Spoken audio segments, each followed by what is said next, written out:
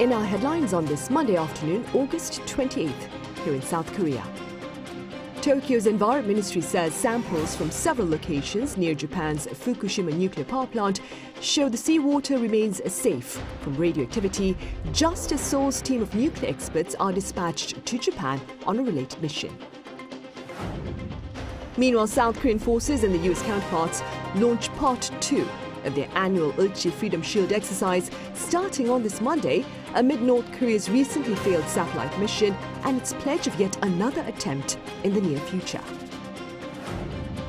And on the global badminton court, South Korea marks historic wins at the World Badminton Championships over in Denmark with the first victory in women's singles as well. Japan's Environment Ministry is moving quickly to address widespread fears about the safety of seawater near its Fukushima nuclear power plant, as relevant authorities have begun releasing radioactive wastewater from the damaged facility into the Pacific Ocean starting last Thursday. Our Lee Soo-jin reports. Amid concerns over the discharge of Fukushima wastewater, test samples continue to show that the seawater near the Fukushima nuclear plant is safe. Japan's Environment Ministry announced on Sunday that tests conducted days after authorities began releasing treated wastewater into the Pacific Ocean did not show any radioactivity. The ministry's tests of samples from 11 points within 40 kilometers of the Fukushima plant showed that the low concentrations of tritium detected would not have any adverse impact on people or the environment. Japan began discharging wastewater from the Fukushima plant on Thursday, sparking anxiety across neighboring nations such as South Korea and China. Japan, however, has continuously emphasized that the water, which has been diluted to remove almost all radioactive elements except for tritium, is safe. Tritium, a radioactive element of hydrogen, can't be completely removed from the wastewater with the current technology, but it has been diluted to fall well within regulatory limits. An official from the ministry also said that it will publish test results each week for the next 3 months. South Korea's Oceans Ministry also conducted its own tests based on samples from 15 points in 3 areas of South Korea's waters just 1 day after the start of the discharge. The ministry announced on Sunday that the tests showed that radiation levels were well within the World Health Organization's basic standards for drinking water. The experts dispatched by South Korea to examine the discharge also arrived in Japan on Sunday. The 3 experts from the Korea Institute of Nuclear Safety plan to visit the Fukushima office of the International Atomic Energy Agency. This is part of the agreement made earlier between Seoul, Tokyo, and the IAEA to dispatch South Korean experts to the IAEA office every 2 weeks to monitor the release of the wastewater. The South Korean government also emphasized that it will continue to be vigilant and ensure that the discharge of the nuclear wastewater remains safe. Lee Soo-jin, Arirang News. On the security front, the South Korean military and its US counterpart are launching the second phase of their annual exercise starting on this Monday. And some pundits believe this week's drill may include the deployment of US strategic assets. Our Eun-jin has more. South Korea and the United States commenced the second phase of their Ulchi Freedom Shield combined exercise on Monday. The annual exercise aims to strengthen joint preparedness in any possible emergency situation, including provocations by North Korea in the face of the North's advancing military and cyber threats. The first phase, which started on August 21st, included a government drill to check military ability to respond to an all-out war. And the second phase, which starts today and runs for 4 days until Thursday, will involve the Army, Navy, Air Force, and Marine Corps of both South Korea and the U.S. Additionally, the newest command founded last year, the U.S. Space Forces Korea, will provide space planning, space expertise, and space command and control functions to the commander of the U.S. Forces Korea and perform regional missile alerts as well as GPS and satellite communication missions. Pundits say it's highly likely that the U.S. will also deploy strategic assets such as B-1B strategic bombers during this exercise. All United Nations Command member states are scheduled to participate in different capacities, with 10 members providing additional exercises. Those members are Australia, Canada, France, Great Britain, Greece, Italy, New Zealand, the Philippines, Thailand, and the U.S. Additionally, the Neutral Nations Supervisory Commission, which includes Sweden and Switzerland, will observe and monitor the exercise. Jin, Arirang News. Also, on the local front, Korea may enjoy an extended holiday period starting late September and into early October if the top office approves a related request by the ruling party. Our presidential office correspondent Kim Do-yeon explains. The ruling People Power Party has made a request to the presidential office to review designating Monday, October 2nd as a temporary holiday, creating a 6-day-long holiday period. Opening the leadership meeting on Monday, the party's chairman, Kim Gi-yeon, announced that the request has been made as South Korea looks forward to its first long holiday since COVID-19 became a Class 4 virus, the lowest designation for managing diseases like the seasonal flu. South Korea celebrates its annual Chuseok holiday or Thanksgiving on Thursday the 28th and Friday the 29th of September. The following Tuesday, October 3rd, is National Foundation Day. The addition of temporary holiday on Monday in between would mean a prolonged 6-day vacation period. Kim also added this could boost the domestic economy through the long holidays, with many schools autonomously already deciding to close on that day. Now that the request has been made, the top office will review the request. Upon formal discussion between the PPP and the government, it will be put on the agenda for a cabinet meeting where members will review its designation.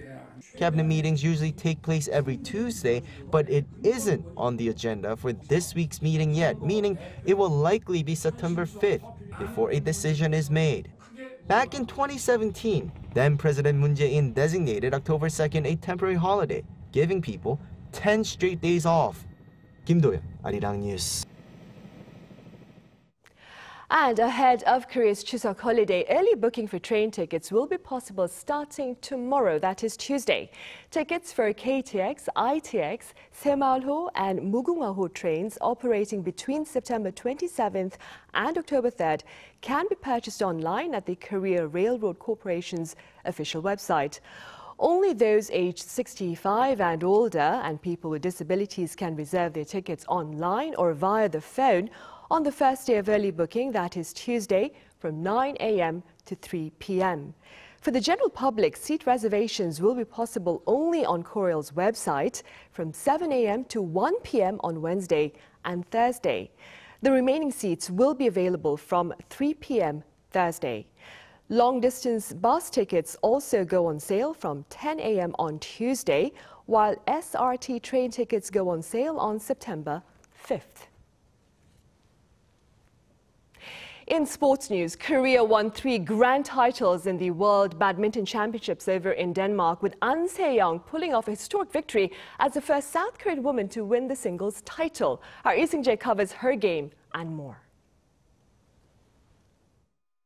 World number 1 An Se-young won her very first career world title at the 2023 World Badminton Federation World Championships in Denmark on Sunday, when she defeated world number 6 Carolina Marin of Spain 21-12, 21-10 in the women's singles finals. The 21-year-old also made history as she became the first South Korean to win a women's singles title in the World Championships' 46-year history. The top-ranked badminton star has had a remarkable season this year, having won a total of 8 international titles, including the most recent World Championships. An is one of the favorites to win the gold medal at the upcoming Hangzhou Asian Games, set to begin on September 23rd.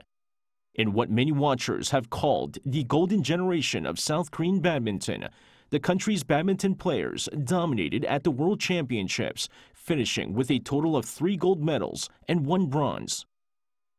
Over in the men's doubles, Kang Min-hyuk and Seo Seung-jae defeated a Danish pair to win the country's first men's doubles world title in 9 years. Seo Seung-jae earlier in the championships had won mixed doubles gold, having paired with Chae Yu-jung to stun the world number 1 pairing and defending champions Zheng Shiwei and Hwang Ya-chung from China. The two became the first South Korean mixed pair to win a world championship gold in 20 years. In other events, Kim So-young and Kong Hee-young won the women's doubles bronze after defeating a Thai pair on Friday in straight sets. Lee Seung-jae, Arirang News.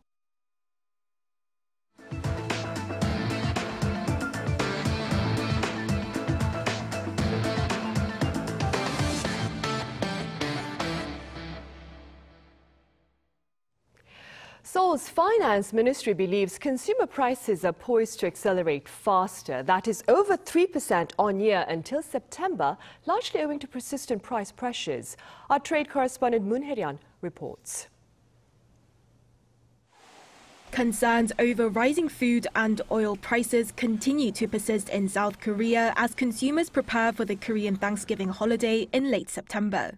According to a report released by the Bank of Korea on Monday, persistent heavy rain coupled with extreme heat in the country will likely contribute to price hikes for fresh produce. In July, the price of lettuce and spinach almost doubled, and prices for agricultural goods rose by 4.7% compared to the year before. While the overall on-year consumer price index growth fell to the 2% mark last month, the Ministry of Economy and Finance predicted on Sunday that it will jump back up to the 3% mark over the next 2 months. July's growth rate, measuring at 2.3%, was the lowest seen in over 2 years and came after 5 consecutive months of decline in the on-year increase. East inflation was largely attributed to weakening oil prices, but with oil prices rising for 7 weeks in a row in South Korea, this is expected to change. On average, gasoline prices stood at around $1.31 per litre last week, a large jump from $1.18 at the start of last month. This comes on the back of a resurgence in global oil prices, which have gone up since July, with prices for Brent crude oil jumping by around $10 per barrel during the July to August period, and prices in South Korea affected the 2 to 3 week delay. With the national holiday Chuseok at the end of September into October, the ministry expects high prices to persist with high demand, as consumers buy food and gifts for the holidays. Finance Minister Chu, however, stated in a National Assembly meeting last week that the inflation rate will drop to the 2% mark again following the holiday and maintain an average of some 2% until the end of the year. Moon Hae-ryan, Arirang News. SK hynix has become a powerhouse in the global AI chip market, so says a recent analysis on the Wall Street Journal that links the Korean chip maker's early investment in high bandwidth memory to its apparent market dominance, despite an overall lackluster performance. Global demand for HBMs, given their AI application, as well as SK hynix's partnership with AI market leader NVIDIA, reportedly resulted in a 60% jump in SK's stock price at the end of July from the start of this year.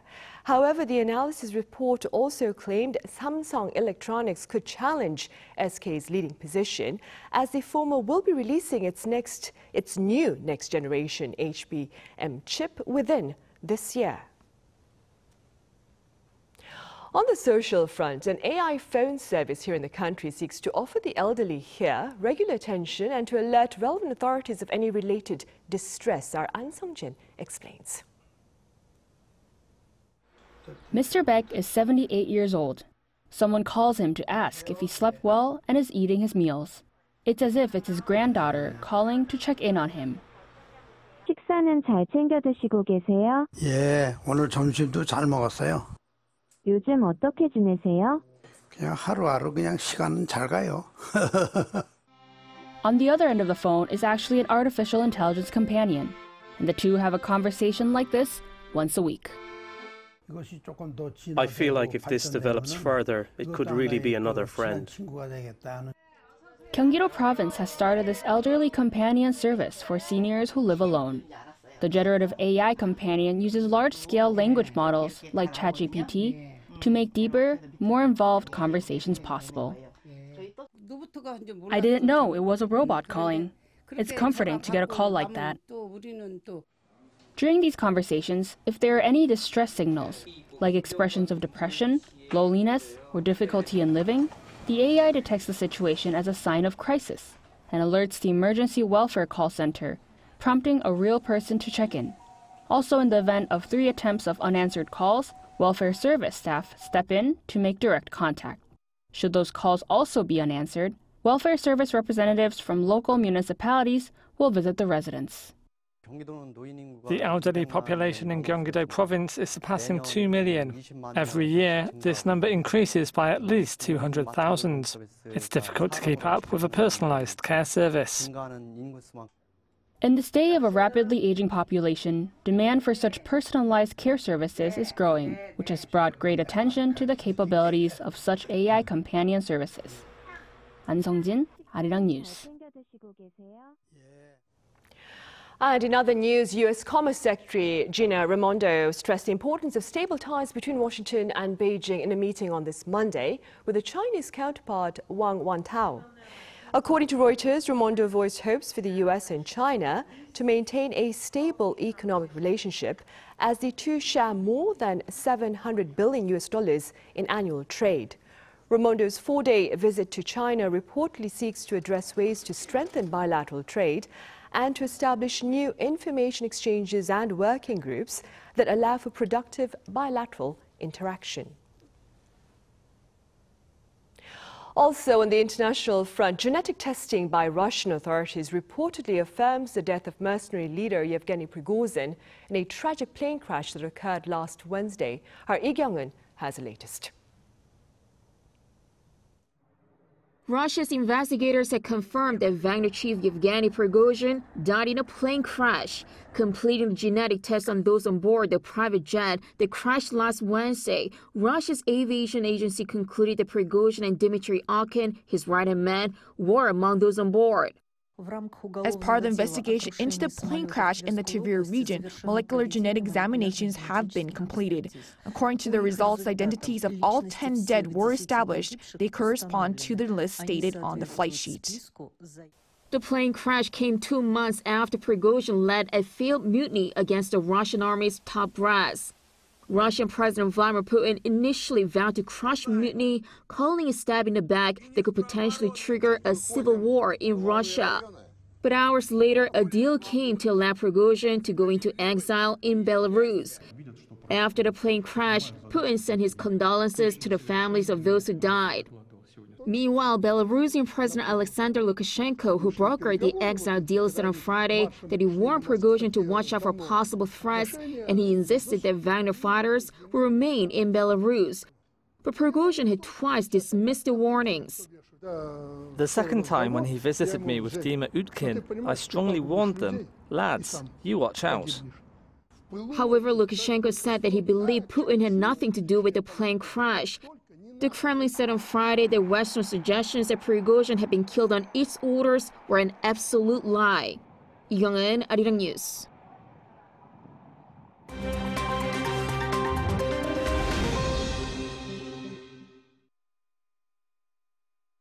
Let's take a look at what's going on in the world now. In the U.S. state of Florida, 3 black people were shot and killed by a white gunman in what police are calling a racially motivated attack. Authorities on Sunday said Saturday's attack was carried out by a 21-year-old Ryan Palmiter, who also died after shooting himself. The attack began when Palmiter, who was armed with an AR-15 style rifle and a handgun and wore a tactical vest and face mask, shot 11 rounds at a woman in her car outside a Dollar General store in Jacksonville. He then entered the shop where he killed another 2 people.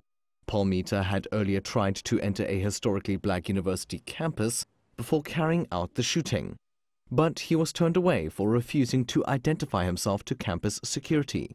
Police added that Palmiter had written multiple manifestos expressing his hatred of black people. He had no previous criminal history and obtained the firearms legally.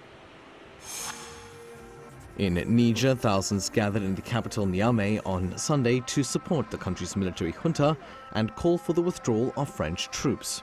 The protests took place just hours before the expiration of a 48-hour deadline given to the French ambassador to leave the country. According to Niger's junta-appointed foreign ministry, French ambassador Sylvain It had his credentials withdrawn on Friday for reasons including refusing to attend a meeting with Niger's new foreign minister. But France's foreign ministry has rejected the demand, saying that only legitimately elected officials may rule on its credentials. Tensions between Niger and its former colonial ruler, France, have ratcheted up since a military coup in late July that saw democratically elected Mohamed Bazoum ousted from power. 4 astronauts from 4 different nations have successfully boarded the International Space Station. Hailing from the United States, Denmark, Japan and Russia, the crew flying aboard a SpaceX Crew 7 Dragon capsule docked with the space station on Sunday. They will replace another 4-member team and spend the next 6 months in orbit. The crew blasted off from Kennedy Space Center on Saturday for a 30-hour journey to the station. It is the first time that a US-based spacecraft launch had all available seats taken by different nationalities. And finally, thousands of redheads from around the world descended upon the Dutch town of Tilburg over the weekend for a 3-day festival celebrating their hair color. Called the Redhead Days Festival, the annual event offered everything from painting workshops to skincare routines, photo shoots and speed meet events. Organizers say some 5,000 people attended the event this year. It got its start in 2005 when 150 redheads applied to be models after seeing an ad placed by an amateur painter. The painter gathered all the applicants for a group photo and then decided to make an annual event of it. Only 1 or 2% of the world's population, typically of Northwest European ancestry, have red hair. Matthew Ashley, Arirang News.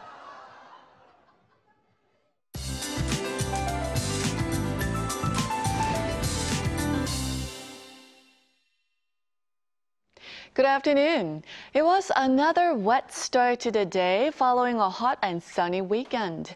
And until tomorrow, west of Gangwon-do and the south coast could see more than 100 millimeters of heavy rainfall. And the capital area in Chungcheong-namdo province could see up to 80 millimeters of showers. Rain will come down harder tomorrow and continue into Wednesday. Central regions are getting heat relief along with the showers, but southern parts of the country remain hot with a heat advisory still in place for some of the southern parts of the country. But the advisory will gradually get lifted as the rain spreads today. Busan and nearby areas will not be affected by the rain. Instead, they will be under mostly sunny skies all day with very high UV rays. And Busan will see a high of 31 degrees Celsius this afternoon. Seoul and Chuncheon will have more bearable temperatures. Those on Jeju Island will see rain all through the week. Then we could be indirectly affected by a typhoon at the end of the week, so please keep updated with the latest weather forecast this week. That's Korea for you, and here's a look at the international weather conditions.